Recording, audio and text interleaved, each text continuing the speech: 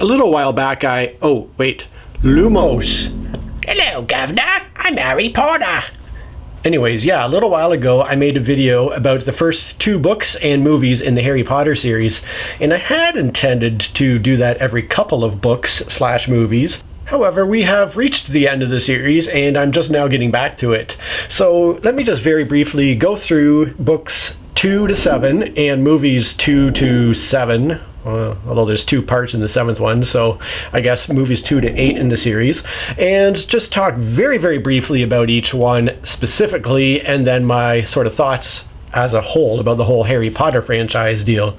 So, allow me to put on glasses that actually help me to see, so I can talk about what I wrote in my notes here.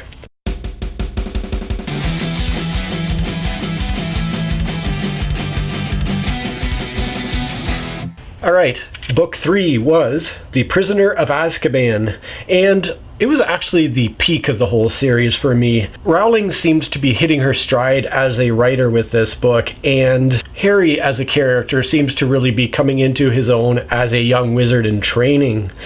This one has all the fun of magic and Quidditch and secrets and mysteries before the series begins to get increasingly dark from the next book onwards.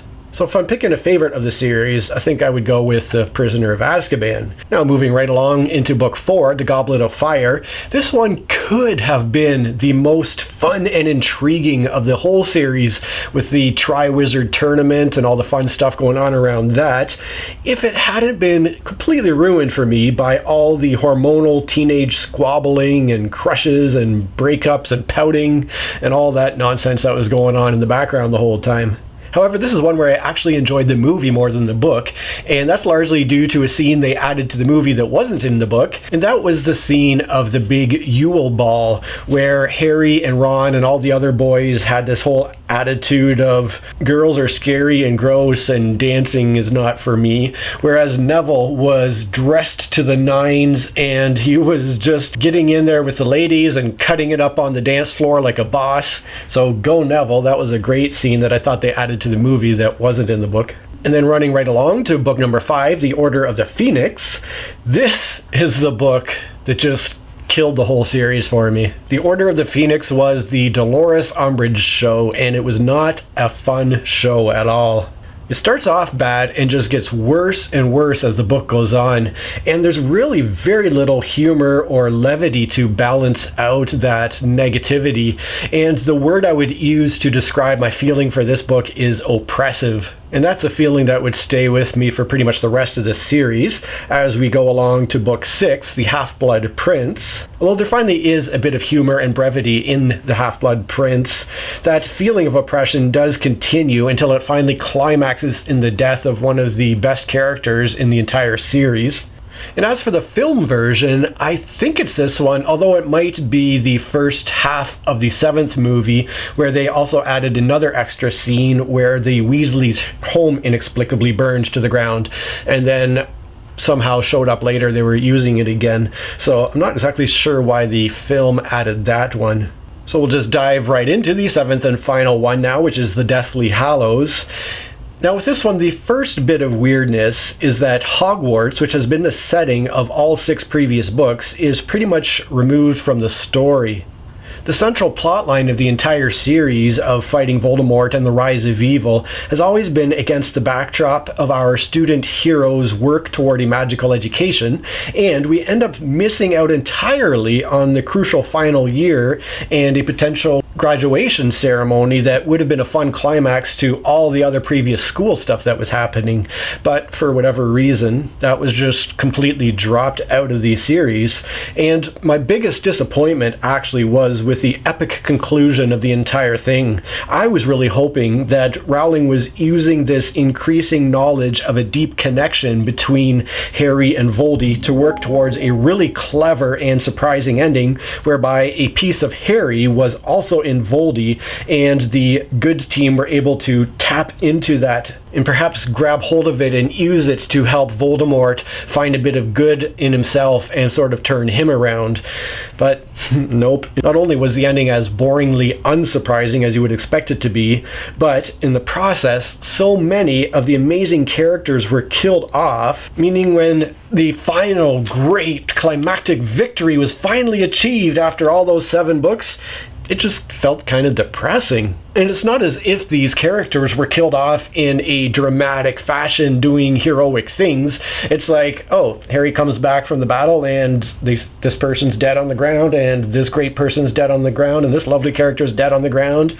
And it's like, why? Yeah, I understand that the author wants to convey the sense of sacrifice that went along with overcoming this giant obstacle. But to just seemingly randomly snuff out a bunch of characters just like that, just to get a point across, I didn't like that at all. It just kind of left a bad taste in my mouth after finally getting through that oppressive feeling of the last few books and getting to the end of it all. On the movie side of it, the positive thing is that they did split it into 2 parts, and both movies were quite long so that they didn't have to cut out very much of the book when they ended up filming the movies.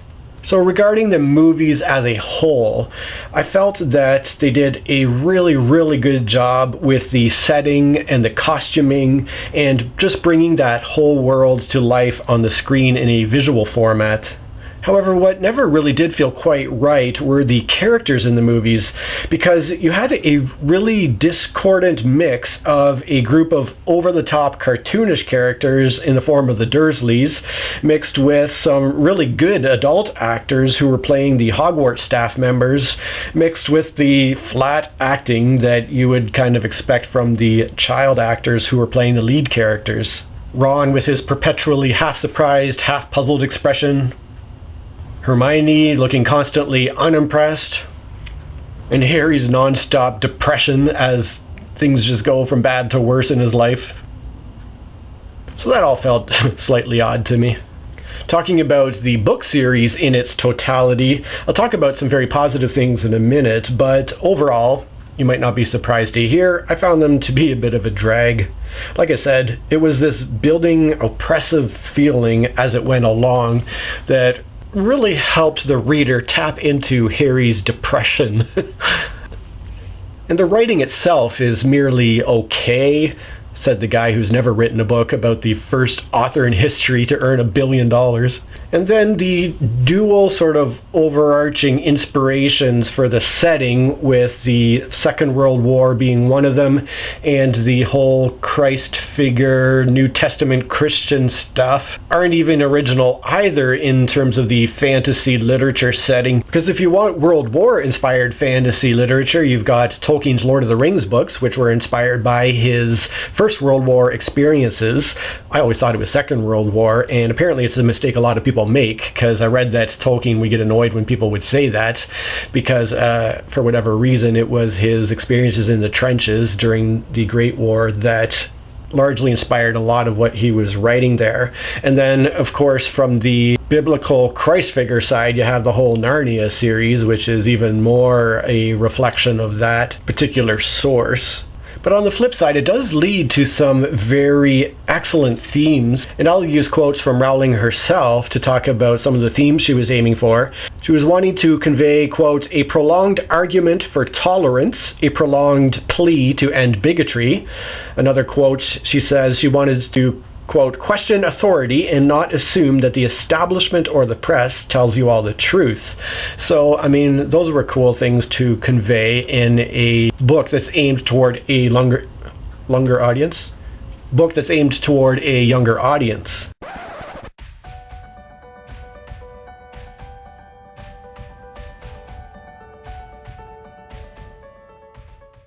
Now, a minute ago, I took a little jab at Rowling's okay writing, but here's where her real skill as a writer comes out. Number one is her world building. I mean, everything about this entire magical school world is, and the whole mix of the magical community with the non-magical world, is just so original and fascinating and interesting and fun. She also, in the process, created a whole mob of unique and interesting characters characters. There's just so many supporting characters that are very interesting, along with the fun fantasy creatures and races that are alongside them. And then she did the good authorly thing of keeping the reader's interest by having a compelling mystery that needed to be solved in each of the books. This kind of overhanging question that the characters were pursuing the truth about, which in turn left the readers with a sense of interest and wanting to know the answers to the mysteries as well. So can you guess who my two favorite characters were? There were actually two of the main supporting characters, and they were Neville and Luna, who I really loved as somebody who was always, as a child and as an adult as well, kind of on the outside of things, maybe looked at as being a bit weird and different, but who I hope has played a good supporting role in various people's lives over the years. So overall, I would say I didn't love the Harry Potter series. I think the movies on their own might be interesting to watch through. I'm not sure that devoting the time to read through the entire series is something that I would recommend, but due to the really interesting visual format of the films, I think they might be worth going through. If somebody's unfamiliar with the series, I'm not sure, it's hard to say, because before watching each film we read the book, so I came into it with all the knowledge gained from the book. I don't really know how they would stand on their own, to be honest with you.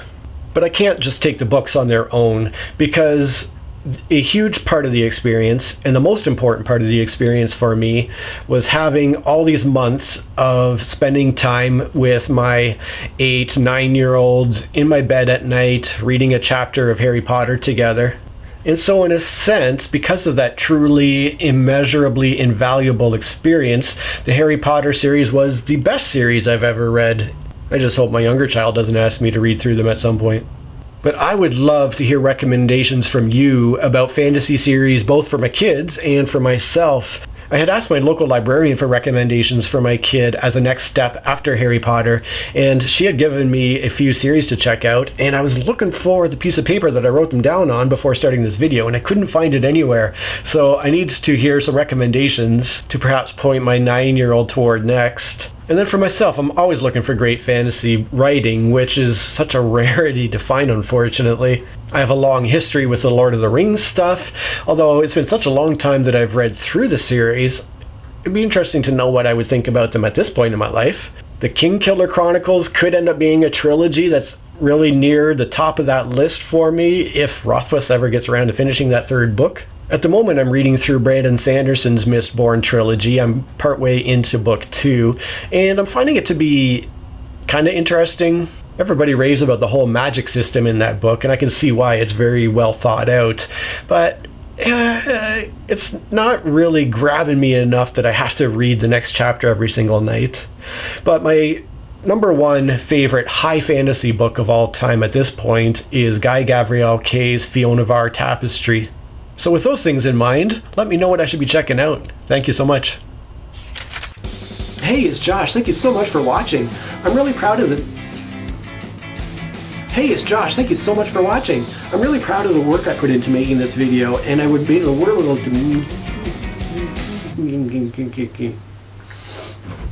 And...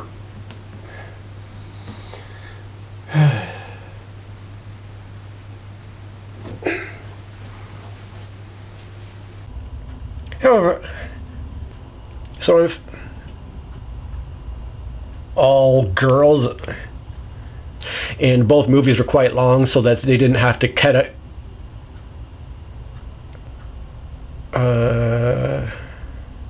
Unfortunately, I read that Tolkien tended to get annoyed when people would say Second World War because he did really intend that First World War. I don't even know what I'm talking about.